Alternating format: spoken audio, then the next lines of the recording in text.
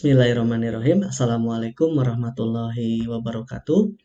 Berjumpa lagi dengan kami, teman-temanku. Insya Allah pada kesempatan kali ini kita akan melanjutkan materi bab 1, yaitu pertumbuhan dan perkembangan pada makhluk hidup di kelas 3 ini.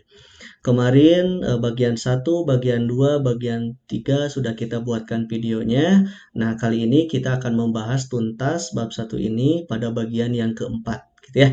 Oke, saya buka dulu slide-nya. Baik, teman-teman, bahwa ketika kita berbicara pertumbuhan dan perkembangan makhluk hidup, ini pada pertemuan yang keempat ini, teman-teman, kita akan membahas tentang pertumbuhan dan perkembangan pada hewan. Jadi, 3 pertemuan sebelumnya sudah kita tuntaskan pembahasannya tentang pembahasan pertumbuhan perkembangan pada tumbuhan. Kali ini kita akan tamatkan bab 1 ini, yaitu pada kajian materi pertumbuhan dan perkembangan pada hewan. Baik. Perlu diketahui teman-teman, kalau berbicaranya pertumbuhan dan perkembangan pada hewan, nanti kita akan membahas sub-sub pokok bahasan, diantaranya nanti kita akan membahas tentang tahapan embrio, tahapan pasca embrio, dan kita akan simpulkan, gitu ya. Hanya seperti ini pembahasan yang hari ini kita akan tuntaskan. Konsep pertama, teman-teman, berbicaranya pertumbuhan dan perkembangan pada hewan, teman-teman, bahwa konsep kemarin sudah saya jelaskan bahwa inti dari pertumbuhan dan perkembangan, baik pada tumbuhan ataupun pada hewan, intinya sama, gitu ya. Jadi, kalau berbicaranya pertumbuhan, tidak lepas atau tidak jauh konsepnya dengan pertumbuhan pada tumbuhan juga. Nah, berbicara tuh pertumbuhannya, meskipun kita pokok bahasanya pada hewan, teman-teman, tapi tetap konsep masih sama, yaitu adanya suatu perubahan. Perubahan dalam hal apa? Bisa bertambahnya, kata kuncinya adalah ukuran. Gitu ya. Jadi konsepnya masih sama, perubahan pertambahnya ukuran. Jadi bersifat kuantitatif, gitu ya. Nah, seperti apa? Bisa tinggi, gitu kan ya. Kemarin sudah dibahas berat, panjang, gitu ya. Serta tubuh yang sifatnya tetap, gitu ya. Artinya ketika pertumbuhan dikonsepkan dengan sifat kuantitatif, gitu ya teman-teman, maka dia punya sifat ikatan. Apa? Dia itu memang irreversible, atau sifatnya itu tidak bisa balik kembali, gitu ya, pada kondisi semula yang sama, gitu ya. Jadi konsepnya sama. Yang kedua, pun dengan perkembangan pun konsepnya sama dengan perkembangan pada tumbuhan, bahwa dia merupakan suatu perubahan bentuk organ, gitu kan ya.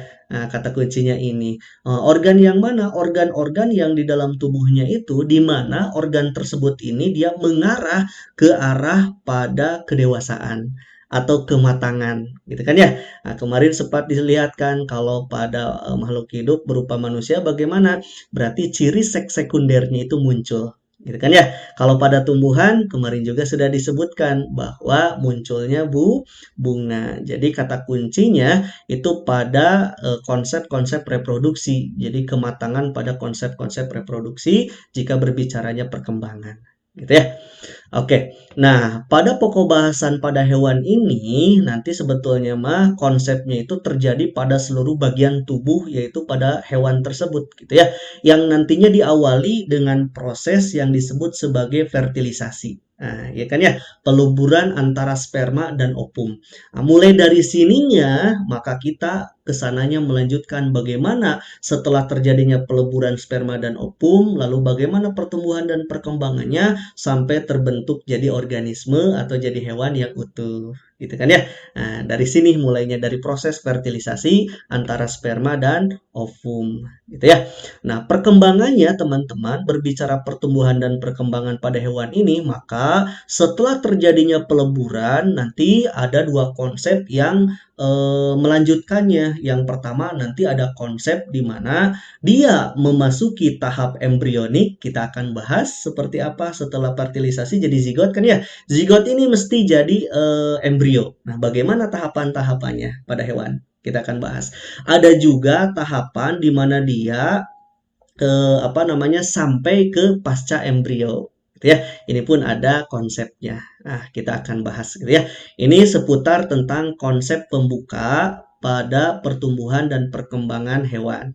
Ya, baik. Konsep pertamanya tadi sudah disebutkan bahwa pendahuluan dimulai dari peleburan sperma dan ovum membentuk zigot. Zigot ini akan membentuk atau masuk ke tahap embrio, yang kedua ke tahap pasca embrio. Nah, hari ini kita bahas dulu tahap embrionya. Oke, kita masuk dulu ke konsep bagaimana tahap embrionik ini dilalui. Baik, yang pertama teman-teman, tahap embrionik ini dia merupakan fase awal di mana sperma dan ovum sudah bergabung, gitu kan ya, yang nantinya akan membentuk sebuah zigot. Zigot ini nanti pada akhirnya tentu akan membentuk sebuah embrio. Nah, ini kan ya. Nah, yang jadi permasalahan bagaimana embrio ini, bagaimana zigot ini sampai ke tahap embrio. Nah, proses ini dia melalui tahap-tahap penting di dalam proses pembelahan, gitu ya, namanya pembelahan mitosis. Nanti kita akan jelaskan bagaimana zigot sampai ke embrio melalui tahap-tahapan pembelahan mitosis sampai dia terbentuk sempurna embrio yang kita inginkan. Gitu ya. Nah, tahapannya apa saja? Nanti ke depan kita akan membahasnya. Gitu ya. Baik. Nah, ini dia. Beberapa tahapan yang mesti dilalui zigot sampai ke fasenya embrio. Gitu ya. Baik, yang pertama, zigot ini setelah sperma dan ovum bergabung membentuk zigot, selanjutnya zigot akan membelah secara mitosis membentuk tahap pertama, yaitu dia akan melalui tahap morula. Jadi setelah dia berbentuk zigot, membelah secara mitosis berulang kali, mulai jadi 2 sel, mulai jadi 4 sel, mulai jadi 8 sel, sampai nantinya membentuk 64 sel gitu ya. Nah, ini adalah fase di mana tahapan morula berlangsung. Nah, sel-sel yang terbentuk ini dia teman-teman, dia disebut sebagai blastomer gitu ya. Nah, saat berjumlah 64, blastomer ini dia terkumpul membentuk sebuah bola bulat gitu ya. Yang isinya dia membentuk sebuah bola bulat yang isinya itu sel-sel. Bahkan para ilmuwan menyebutkan bola itu dia seperti hanya buah arbei yang tidak ada rongganya. Jadi diisi sebuah sel-sel gitu ya. Ada bola di dalam itu isinya sel semuanya bulat-bulat gitu ya. Nah, tahapan yang seperti itu bola bulat yang di dalamnya ada sel banyak, tidak ada rongga, itu yang kita sebut sebagai tahapan morula. Hasil perkembangan dari zigot yang melakukan pembelahan mitosis. Gitu ya. Ini yang pertama. Nah, gambarnya teman-teman bisa dilihat. Nah, ini dia awal ketika sperma dan ovum membentuk jadi zigot, lalu dia membelah secara mitosis jadi 2 sel, jadi 4 sel membelah, jadi 8 sel sampai 64 sel gitu ya. Ini adalah fase-fase morula gitu ya, yang di dalamnya dia berisi bola bulat yang isinya itu sel, tidak ada rongga. Seperti ini ya. Baik, setelah fase tahapan morula ini beres, maka selanjutnya fase morula ini akan masuk ke tahapan selanjutnya. Apa itu? Yaitu tahapan blastula. Gitu ya. Nah, selanjutnya sel-sel morula yang tadi, teman-teman, dia akan terus membelah secara mitosis, dan akhirnya dia membentuk sebuah bola sel yang berongga. Jadi kalau sekarang ada bola sel tapi ada rongganya gitu ya, yang di dalamnya itu berisi cairan gitu ya, ada cairan. Maka bola tersebut sekarang namanya berubah, bukan lagi morula, namanya sekarang blastula. Jadi berbeda ya, kalau morula mah bola bulat yang di dalamnya isi sel tidak berongga, kalau blastula mah bola juga bulat tapi di dalamnya banyak sel, tapi yang berbeda adalah ada rongganya, berisi cairan gitu ya. Nah, rongga pada bagian tengah si blastula ini teman-teman punya nama, namanya itu blastosol. Jadi rongganya yang ada cairan itu namanya blastosol. Nah, sedangkan tahap pembentukan blastula, nama prosesnya itu dari morula ke blastula, itu nama prosesnya adalah blastulasi gitu ya. Nah, gambarnya seperti apa? Ini dia teman-teman. Jadi tahapan ketika bermulai dari zigot sampai dia tahapan ini dia tahapan morula gitu ya. Tahapan morula sampai diakhiri masa proses morula ini yang tidak ada rongga ini, dia terbentuk sebuah rongga yang di dalamnya ada cairan. Ini kan ya nama prosesnya blastosit. Ini dia. Keseluruhannya ini bola ini disebut sebagai blastula, ada rongganya. Jadi berbeda ya, meskipun ada sel, tapi ini mah ada rongga. Nah, ini pun sama. Satu sel, dua sel, 4 sel, 8 sel, sampai jadi banyak sel. Lalu si morula ini berubah jadi di dalamnya memiliki rongga. Nah, maka tahapannya sudah berubah. Namanya jadi blastula. Gitu ya. Ini dia tahapan yang kedua. Nah, setelah tahapan blastula ini dia selesai, maka blastula akan menginjak ke tahapan yang ketiga, yaitu namanya tahapan gastrula. Gitu ya. Nah, tahapan gastrula ini, teman-teman, dia bentuk lanjutan dari blastula. Ingat-ingat, gitu ya. Jadi bentuk lanjutan dari blastula. Nah, pada tahap ini ditandai dengan proses invaginasi atau perlekukan tubuh, gitu ya, ke arah dalam. Jadi melekuk, jadi sel-sel yang terluarnya itu dia melekuk ke arah dalam, gitu ya, makin nyata kelihatan melekuk. Jadi dari bola luar itu melekuk ke arah dalam. Itu namanya invaginasi, perlekukan. Itu adalah ciri dari gastrula. Gitu ya. Lalu timbul lapisan dinding tubuh embrio, gitu ya, serta rongga tubuh yang kita sebut rongga tubuh hasil perlekukannya itu namanya gastrosol. Gitu. Nah, proses ini disebut sebagai gastrulasi. Gitu ya. Nah, lubang tempat perlekukan nanti kelak si lubang yang tempat melekuk itu dia akan berkembang menjadi anus, teman-teman. Jadi tempat perlekukan itu dia kedepannya itu akan jadi anus pada organisme hewan tentunya ya. Itunya yang disebut sebagai blastopor. Gitu, seperti itu. Nah, dan perlu diketahui juga pada tahapan ini, teman-teman, pada tahapan gastrula nanti akan terbentuk gitu ya. Hasil akhir dari gastrula ini akan terbentuk 3 lapisan. Gitu ya, 3 lapisan embrionik yang nanti masing-masing 3 lapisan ini akan membentuk organ. Lapisan dari hasil gastrula ini yang pertama membentuk lapisan ektoderm, lapisan luarnya, lapisan mesoderm yang tengahnya, dan lapisan endoderm, lapisan terdalamnya. Masing-masing lapisan ini punya peran untuk membentuk organ pada hewan. Gitu ya. Nah, gambarnya seperti ini. Ini dia. Setelah blastula selesai, maka proses lanjutannya itu dia akan mengalami proses perlekukan. Ini teman-teman ya, ini melekuk gitu ya, invaginasi nama prosesnya itu melekuk ke arah dalam.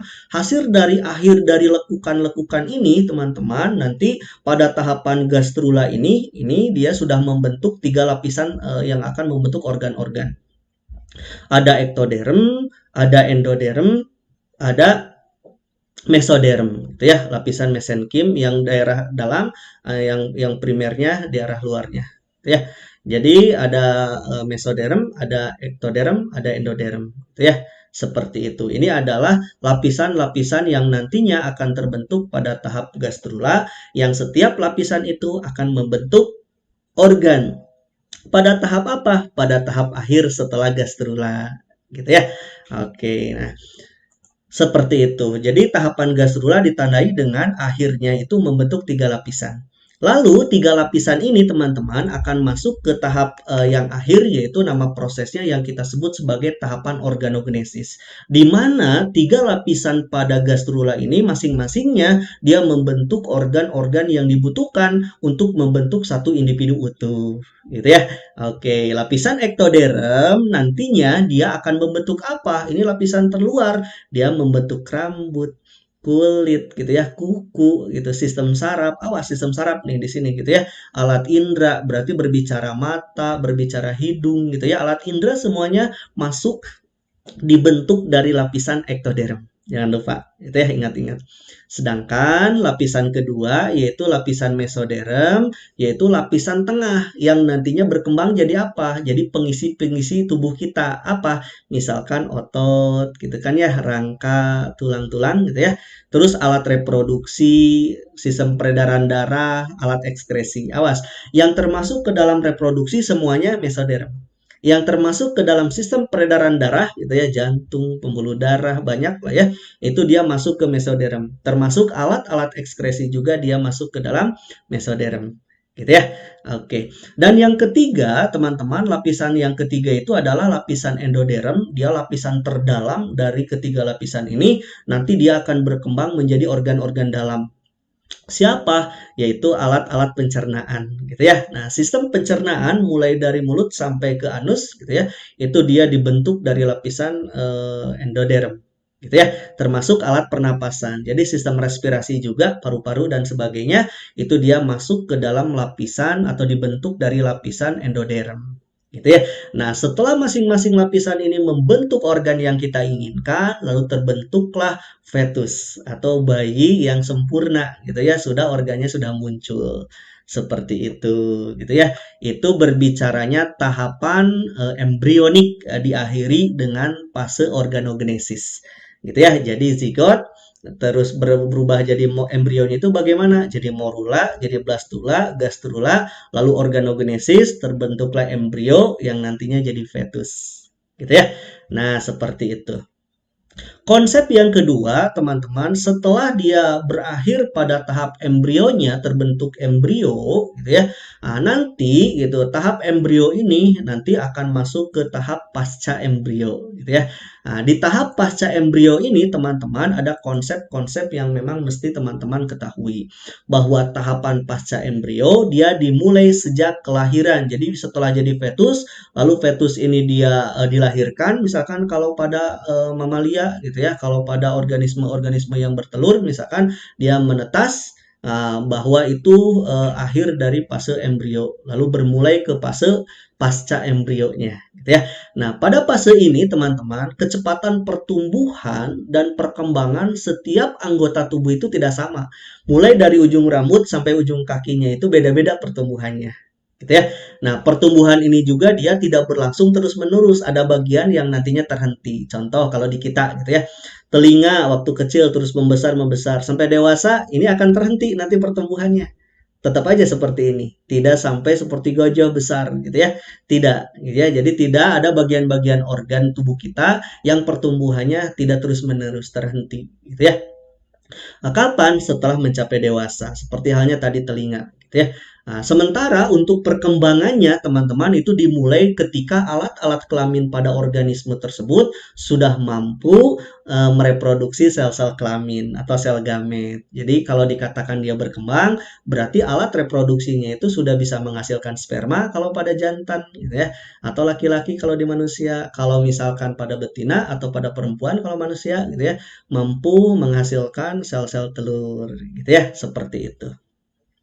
Nah, selanjutnya salah satu contoh dari pasca embrionik ini teman-teman, kalau di hewan itu ada istilahnya metamorfosis, gitu kan ya. Ini adalah metamorfosis itu tahapan pasca embrionik. Jadi tahapan setelah dilahirkan. Nah, perlu diketahui bahwa metamorfosis pun gitu ya, dia merupakan suatu perubahan yang teman-teman tahu gitu ya. Jadi fase metamorfosis itu dia merupakan suatu perubahan bentuk gitu ya, secara bertahap mulai dari larva sampai dewasa. Nah, secara konsep teman-teman, tahapan pasca embrionik pada hewan yang ditandai dengan metamorfosis ini nanti ke depan ada metamorfosis sempurna gitu ya, ada metamorfosis tidak sempurna. Ini adalah fase perubahan bentuk khusus pada metamorfosis. Bagaimana dengan manusia? Manusia tidak melakukan metamorfosis ya. Ada beberapa hewan yang mampu melangsungkan metamorfosis. Nah, kita akan lihat siapa hewannya. Nanti kita akan bahas ya. Oke, nah pada metamorfosis ini perlu diketahui sama teman-teman, nanti ada hormon-hormon yang memang mempengaruhinya. Kalau pada invertebrata hormonnya khas. Nah, kalau pada vertebrata hormonnya juga khas. Jadi hewan vertebrata saat dia melangsungkan metamorfosis dipengaruhi oleh hormon. Tapi hormonnya berbeda gitu ya. Nah, khusus pada invertebrata, teman-teman, hormon yang mempengaruhinya itu satu ada yang disebut sebagai PTTH. Ya. Nah, PTTH itu nama lainnya adalah disingkat itu nama singkatan, nama panjangnya itu adalah protorasikotropik gitu ya. Dialah yang merangsang proses protorak gitu ya, merangsang protorak. Untuk apa merangsang protorak? Nah, protorak itu dia akan dirangsang oleh PTTH pada organisme invertebrata untuk apa? Untuk menghasilkan hormon gitu ya.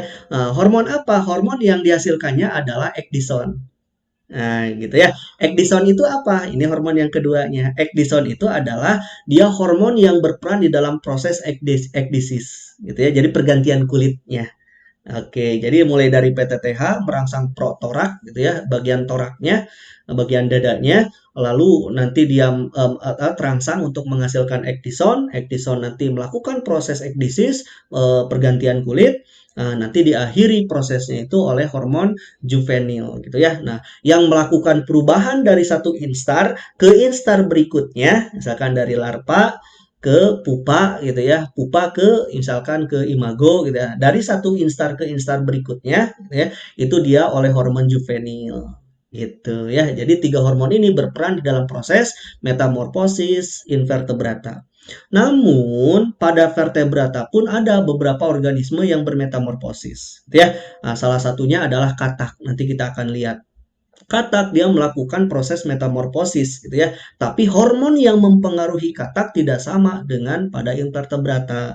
Nah, pada vertebrata itu dia dipengaruhinya oleh hormon tiroksin gitu ya. Seperti itu. Nah, adapun gambarnya pada metamorfosis baik sempurna ataupun tidak sempurna, nih bisa kita lihat pembahasannya di sini.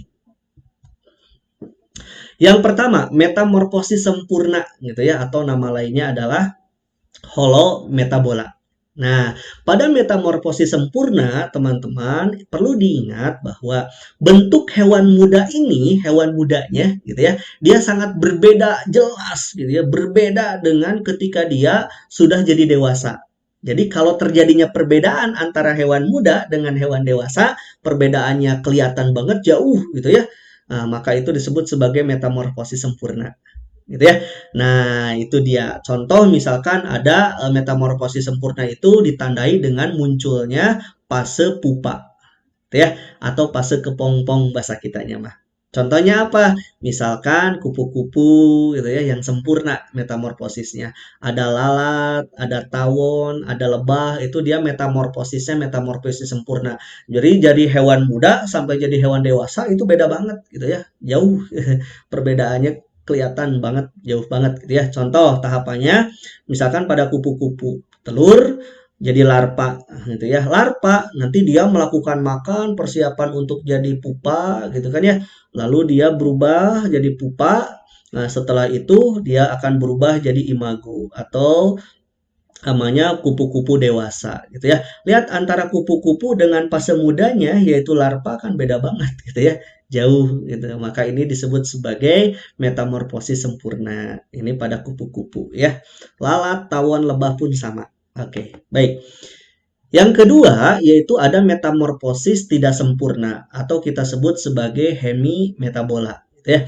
Nah, pada metamorfosis tidak sempurna ini teman-teman atau disebut sebagai hemimetabola ini dia perubahan bentuknya itu tidak mengalami fase pupa. Ah, yang perlu diingat itu. Jadi kalau di sempurna itu ada fase kepompong atau pupa. Nah, di fase metamorfosis tidak sempurna itu tidak ditemukan pupa gitu ya. Jadi teman-teman pada fase hewan mudanya memiliki bentuk yang tidak jauh berbeda gitu ya. Jadi bentuknya mirip dengan siapa? Dengan hewannya ketika dia dewasa gitu ya. Jadi pada fasenya metamorfosis sempurna tidak ditemukan pupa. Yang kedua, hewan mudanya itu mirip gitu ya. Tidak jauh berbeda dengan hewan ketika dia dewasanya. Itu dia cirinya gitu ya. Nah, hanya misalkan perbedaan ukuran, kalau yang muda mah kecil, kalau dewasa besar, atau ada tambahan misalkan ada sayapnya gitu ya. Tapi secara keseluruhan bentuknya seperti itu gitu ya. Nah, seperti itu. Nah, hewan mudanya itu pada metamorfosis tidak sempurna itu teman-teman itu namanya nimpa gitu ya, bukan larva gitu. Jadi kalau pada metamorfosis sempurna kan ada larva itu fase mudanya. Nah, kalau di sini itu namanya nimfa gitu ya.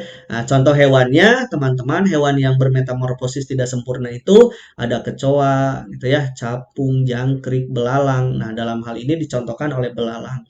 Nah, saat telur lalu dia akan berubah menjadi nimpa. Nimpa itu dia organisme muda gitu ya. Ini ukurannya seperti ini, agak sedikit besar seperti ini, tapi secara keseluruhan tidak jauh berbeda nampaknya gitu ya. Jadi wajahnya itu sama begini, hanya berbeda ukuran. Ini namanya nimpa. Lalu nimpa jadi imago. Nah, imagonya sama juga kan ya, hanya perbedaannya di sini memiliki sayap. Tapi secara keseluruhan wajahnya sama, gitu ya, seperti itu. Hanya dari ukuran dengan sayap yang berbeda. Gitu ya. Nah, ini yang kita sebut sebagai fase pasca embrionik. gitu ya, metamorfosis. Selanjutnya, teman-teman, sebagai konsep tambahan, pada invertebrata pun ada yang melangsungkan proses metamorfosis. Salah satunya adalah katak, gitu ya. Yang tadi disebutkan dipengaruhi oleh siapa? Oleh tiroksin. Nah, pada katak, teman-teman, saat katak melakukan metamorfosis, maka pada tahapan katak ada 3 fase yang dilaluinya. Satu, ada yang disebut sebagai pre-metamorfosis, di mana telur yang telah dibuahi, gitu ya, tumbuh menjadi berudu. Jadi, dari telur ini, teman-teman, telur ini berubah jadi berudu, gitu ya. Nah, ini dia berubah jadi berudu. Ini adalah tahap ke-1. Nah, ini seperti itu. Terus ada yang disebut sebagai prometamorfosis. Gitu ya, ada pre, ada pro. Sedangkan pada prometamorfosis nanti tubuhnya itu pada katak gitu ya. Tubuhnya itu dia kaki belakangnya itu dia mulai muncul gitu ya. Mulai muncul tapi kakinya itu sudah mulai sempurna gitu ya. Mulai apa namanya? Mulai ada gitu. Jadi berenang-berenang seperti ini nantinya akan muncul sedikit gitu ya. Muncul sedikit. Jadi berudu itu keluar kaki untuk membantu dia berenang. Nah, itu dia prometafase. Maaf, prometamorfosis gitu ya. Nah, selanjutnya di klimaksnya diakhiri dengan fase metamorfosis klimaks atau tubuhnya itu dia tumbuh si kaki bagian depan dan bagian ekor itu dia bagian depan kan ada tuh muncul yang ini gitu ya. Awalnya dia tidak ada bagian depan lalu muncul kaki depannya. Lalu ekornya yang tadinya panjang, teman-teman, jadi mulai menyusut, makin hilang, makin hilang. Nah, ini nggak ada ekornya. Nah, tapi kaki depan mulai muncul dan besar, gitu ya. Nah, ekornya mulai menghilang. Nah, itu disebut sebagai fase di mana metamorfosis klimak atau terbentuknya katak dewasa. Seperti itu.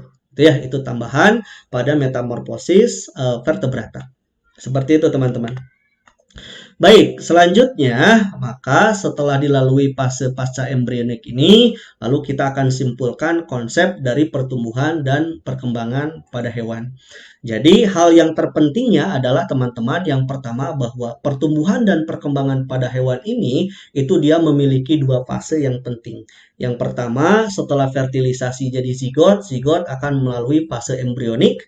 Nah, fase embrionik ini nanti beberapa organisme, baik hewan invertebrata, baik hewan vertebrata, dia ada yang mampu melangsungkan masuk ke fase pasca embrionik. Itu ya, itu yang pertama. Yang kedua, pada fase embrionik itu dia merupakan fase di mana terbentuknya zigot. Tadi sudah disebutkan kan ya, berkembang jadi embrio, lalu si zigot ini melalui tahapan-tahapan tertentu sampai membentuk embrio. Apa tahapannya? Jadi morula, blastula, ya morula bola bulat yang diisinya semuanya adalah sel, tidak rongga, tidak ada rongganya. Blastula juga bola bulat, ada selnya tapi berongga gitu ya. Terus gastrula dia dicirikan dengan 3 lapisan sel, ektoderm, mesoderm, endoderm, organogenesis di mana 3 lapisan itu dia berubah jadi organ-organ. Gitu ya. Oke, dan yang terakhir adalah pada fase-fase embrionik ini dia dimulainya itu kapan? Sejak ketika organisme itu dia dilahirkan atau dia menetas, gitu ya. Nah, salah satunya adalah pada pasca embrionik ini boleh dicontohkan dengan sebuah proses metamorfosis seperti itu, gitu ya. Itu kesimpulan pada materi kita kali ini, gitu ya. Itu saja teman-teman, sebagai penutup saya ucapkan terima kasih. Mudah-mudahan bermanfaat. Nanti video selanjutnya kita akan masuk ke bab yang kedua yaitu metabolisme gitu ya. Mudah-mudahan bermanfaat. Bab 1 sudah saya selesaikan. Mohon maaf atas segala kekurangannya. Terima kasih. Assalamualaikum warahmatullahi wabarakatuh.